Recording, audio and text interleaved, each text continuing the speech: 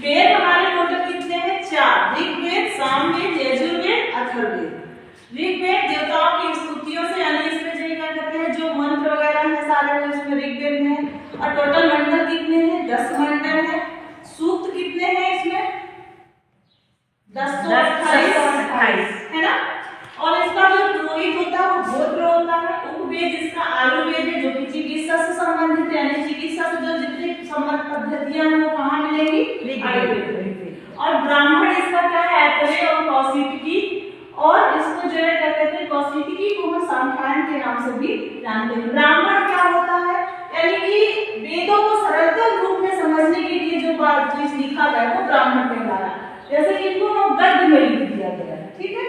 और इसका उपनिषद भी क्या है? इसका उपनिषद है ऐतरेय और कौशिकी। इस आरण्यक है ऐतरेय और कौशिकी।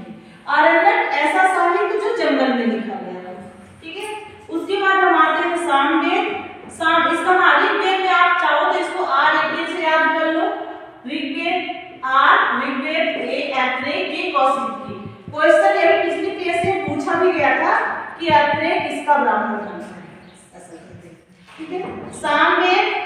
सामवेद गायन से संबंधित है, ठीक है। पुरोहित जो कहलाता है वो उद्गाता होता है। और इसका जो वेद है वो गंधर्व वेद है। गंधर्व वेद किससे संबंधित है? गायन से या संगीत से, यानी संगीत की जो भी नियम है, जो चीजें हैं, वो सब कहाँ मिलेंगे हमें? गंधर्व वेद से। इसके जो ब्राह्मण है वो कौन सा है? पंचविश और जैमिनी, 2 ब्राह्मण है, ठीक है। पंचविश ब्राह्मण को हम तांड ब्राह्मण भी कहते हैं, अद्भुत ब्राह्मण भी कहते हैं और महाब्राह्मण भी कहते हैं। इसका उपनिषद है छांदोग्य और जैमिनी उपनिषद।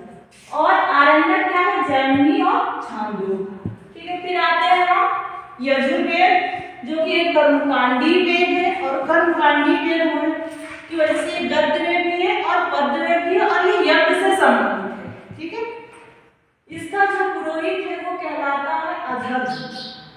इसके 2 भाग हैं, शुक्ल यजुर्वेद, कृष्ण यजुर्वेद। शुक्ल यजुर्वेद को हम वाजस्नेयी के नाम से भी जानते हैं।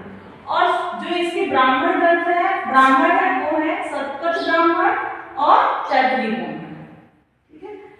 फिर इसके उपनिषद में अगर हम आए तो इसका उपनिषद है बृहदारण्यक, कठोपनिषद, ईशोपनिषद, स्वयंपाशक उपनिषद, मैत्रायण उपनिषद और महानारायण उपनिषद। उसके बाद अगर हम देखें आरण्यक तो बृहदारण्यक, तैतरीय और सतपथ। आरण्यक क्या है? ऐसा साहित्य जो जंगल में लिखा गया हो, ठीक है। आप आरण्यक को ऐसे समझ सकते हो कि जैसे किसी चीज का उपसंहार वगैरह समझ सकते हो, परिशिष्ट उपसंहार, इस तरह से उसको समझ सकते हो।